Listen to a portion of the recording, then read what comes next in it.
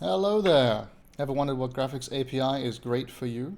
Well, I've tried a lot of them, and I'm going to go through my journey today so you can learn from my mistakes. So you may or may not know that I actually started out as a web developer. And if you're familiar with web, you might know there's an element called the canvas, which is basically just a little pixel buffer that you can draw into. Although these days, it's much more advanced with things like WebGL. So you can draw into this canvas, and originally that's how I started doing graphics programming, and that's how I started doing game development. I only knew about the web, so I thought I should use web tools. So I decided I was going to make this little snake game, and it was sort of like that Flow game from PlayStation 3, well, that was my idea in my head. And I'm not going to go into too much detail, but basically there was a lot of these little entities being rendered on the screen, and because I was using these glow effects, which are part of the Canvas 2D API, it was getting really, really slow. And so I had to learn about things like memory pools pretty early on. There have been games made entirely using the Canvas 2D API. There's an engine called Impact.js, which was actually the first game engine I used. And it's in JavaScript, hence the JS suffix there. And it's pretty good. I don't think I would use it for a commercial game, but some people have, including the creators of Crosscode, which you may be familiar with. It's a very impressive feat. They had to modify the engine a lot to get it to run at the speeds that they wanted and with the features that they wanted, because it wasn't all supported by the engine. But that's the good thing about having an open source engine, I guess. Well, available source. You have to buy a license. So for myself, I was constantly fighting with the Canvas performance issues, and I decided to move on to Unity at the time. This was about 2013 or something, a long time ago, maybe 2012. Anyway, so I moved on to Unity, and I tried to make the same game again, but it didn't have all of the features that I wanted, and it didn't look quite as good as I had hoped. And also I ran into the same memory issues, and I had to do memory pooling again. So I decided sometime later that I was going to quit my web development job and learn game development properly. So I left and I went to college, which is not the same as university in my country. I went to a college and learned game programming. I got a diploma, which is something that nobody cares about. And then I went to university and I was going to get a Bachelor of Science, which is the degree that people actually care about. And then I dropped out. But during that journey, I got to use Unity and Unreal. I got to know a little bit more about games and stuff. And so I teamed up with a guy and we used Unity to make a few projects. And unfortunately, our projects never really went anywhere. We kept playing games together instead of finishing the game, or we would go out and party together or whatever. And that didn't go anywhere. So eventually, I got to this point where I was making all these prototypes in Unity, but I was always fighting with it. I was always fighting with Unity, and I wanted to make something that I didn't seem like I could make in Unity, or just the way that I wanted to do things wasn't possible. So I decided at that point to learn a real graphics API like OpenGL. And so I stopped using game engines. That's when I started learning C, and I learned C and OpenGL around the same time. And what I did was I went to the local university library. I spent 7 days learning OpenGL through learnopengl.com, not straight, whole days, 10 hours a day or 8 hours a day. I can't remember exactly. Just doing that every day. And then by the end, I could draw a triangle. And then that was intense. The learning curve was very steep for me at that time. Because despite being a web developer for, at that point, maybe 5 years or longer than 5 years, maybe 8 years, I didn't know how to program. So I was kind of learning how to program and then also learning graphics at the same time, which is a totally different thing. And then I found this guy on YouTube. His name is The Cherno. He's also an Australian guy. And he made a video about batch rendering quads in OpenGL. And this one thing was actually all I needed for pretty much any 2D game that I tried to make at any point until now. So I highly recommend checking that out. It's really simple. It's kind of like command buffers, which I talked about, merged with arena allocators. It's kind of like that, or linear allocator, so you just keep adding vertices to this buffer. If it's full, then you draw everything that's in there to the screen, and then you flush it, and then you add more stuff to it. And so this, for me, was a totally different way of doing things, because I'd only used stuff like Unity or Canvas 2D, where you just sort of immediate mode draw things. So you just call, I'm going to draw a circle at this position, and then the memory and stuff, you got no idea about anything, right? So that's that. So OpenGL, for 2D stuff, I would say, actually, even for high performance 3D stuff, it's still totally fine now. But what I had an issue with was my productivity was really low because I didn't really understand what I was doing. So I would try to change something about this batch renderer, and then I would just spend hours and hours banging my head against something. My UVs were backwards or upside down or whatever. I didn't know what I was doing, right? So I decided I wanted to be more productive. So I found a library called Raylib, and Raylib is really good. It gives you that immediate mode sort of API from your end. So if you don't really want to get into graphics programming, I think it's a really good option, and that's actually why I chose it for my course that I teach about game programming. So it's been a few years since 2019, so I know a lot more.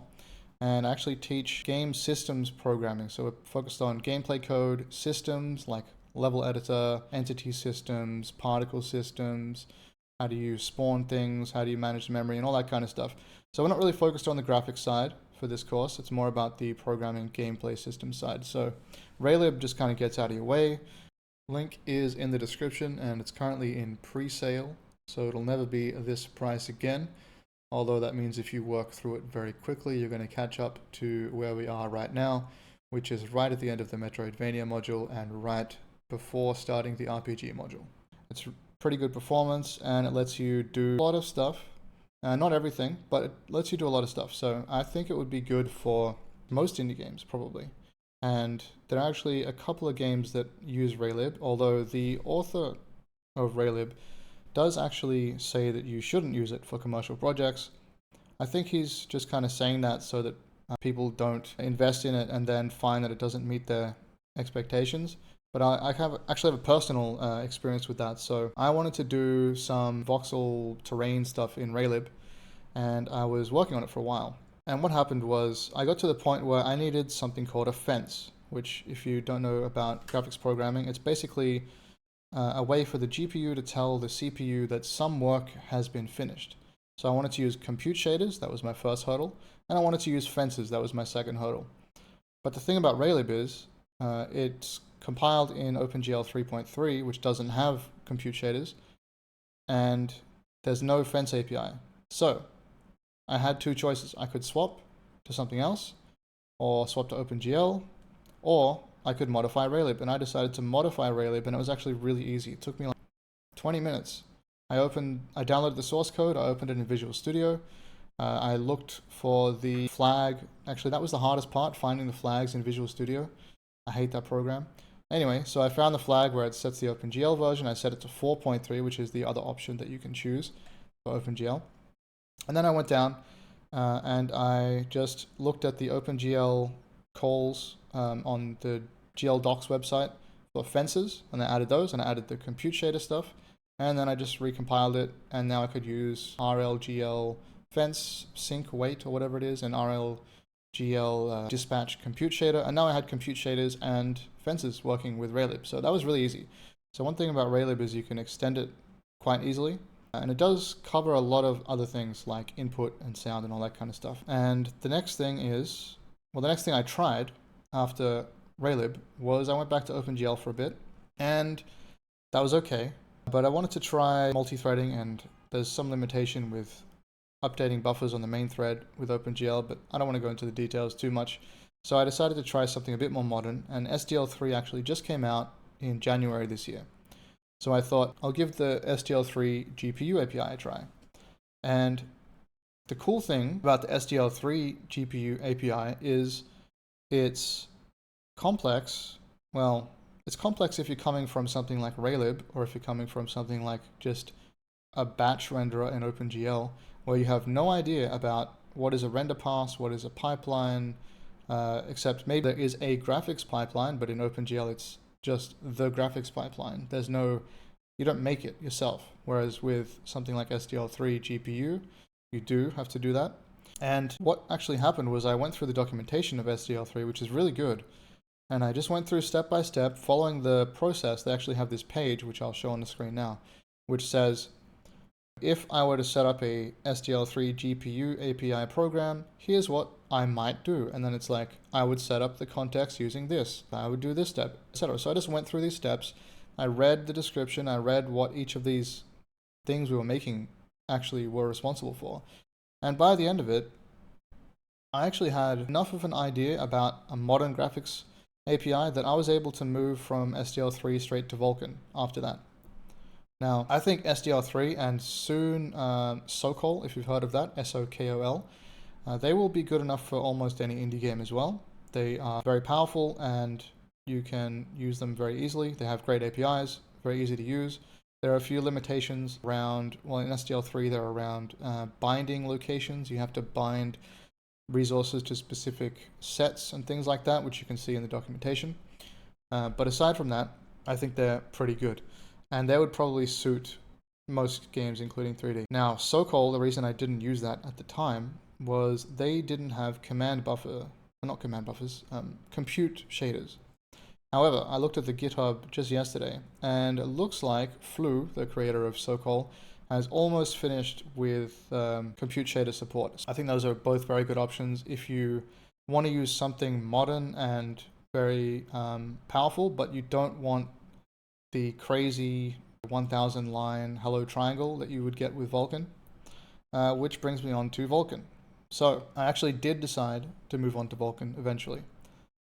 And the reason is because I thought about the future of myself and what I'm building and whether it would be better for me to invest all of my time in, if I'm going to do a graphics API like SDL3 or Sokol, would it be better for me to invest in one of those or in Vulkan, which I kind of see as the graphics API that's going to be the main thing for the next 20 years. I might be mistaken, but that looks like what it's going to be. So I thought it's going to be harder, but just a few days with the SDL3 GPU API sort of gave me enough intuition now about modern graphics APIs that I was able to tackle Vulkan. This was my 5th time, by the way. I made 4 other attempts at Vulkan, making the hello triangle, and I didn't understand what the hell I was doing. But now, I've been streaming Vulkan development every day for a couple of weeks now, and you can see getting much better. So I've got some pretty advanced stuff going on. Well, I'm not going to say advanced, it's not advanced. I've got some, it's only advanced if I'm comparing it to my 2D batch renderer, which I was in my head just now. But I'm working my way up there. Graphics programming is a whole nother field of programming all by itself. It's got so many different things you need to know about, so many different mathematical concepts and rendering techniques and things that I just never even thought of before. So it's a lot of work. So I guess I would say for game developers who are focused on making games in a practical sense as quick as possible, I would say Raylib is probably your best bet right now. If you need a bit more control and you don't want to go down the modern graphics API route, I would say OpenGL or DirectX 11. I have used a bit of DirectX 11 as well. They're quite similar. And they are still capable of really high performance. So if anyone ever tells you OpenGL is slow, they're wrong. It's just you need to write it in a different way and you don't have as much control over memory and state and stuff, although I've heard that you can do some things about that. I'm not an expert in high performance OpenGL, but I know it's possible. Finally, if you are looking to, I guess, get into graphics programming for the foreseeable future. So I'm thinking I want to be a game developer for the rest of my life, and I want to do pretty much everything myself, and I know visuals are really important for selling things. So it would be really cool if I could add, even if I knew more about shaders, I could just add cool shaders to my games, and then people would be like, oh, that looks cool, right? So that's kind of where I'm coming from by jumping in the deep end with Vulkan. I thought this is sort of a bet on myself for the next 20 years. However, I understand that a lot of people don't want to do that, and a lot of people don't like programming, or they don't like graphics programming, or maybe they tried it and they don't like it, or they think they won't like it. Maybe they just want to make as many games as possible, but they still don't want to use an engine, which I think is a fair place to come to. I think there's a lot of people in the community, like the handmade community, if that's still a thing, it's very fractured right now, that are kind of in that spot. They want to make games. They don't want to use an engine because it limits you and it gets in your way all the time. but they still want to be productive. So I'd say Raylib is a really good choice, although the creator would probably argue with me on that. If you want to step up a little bit in terms of performance, then, although I think Raylib's performance is actually pretty good, but maybe Control would be a better way of putting it, then Socol and SDL3 would probably be your best bet after that. I didn't even mention DirectX 12 because I just kind of consider DirectX 12 and Vulkan to be the same sort of thing, and I'm going the Vulkan route just because it seems more widely supported. So that's it for my journey. Thank you for listening, and I hope you learned something from my story, and I'll see you next time.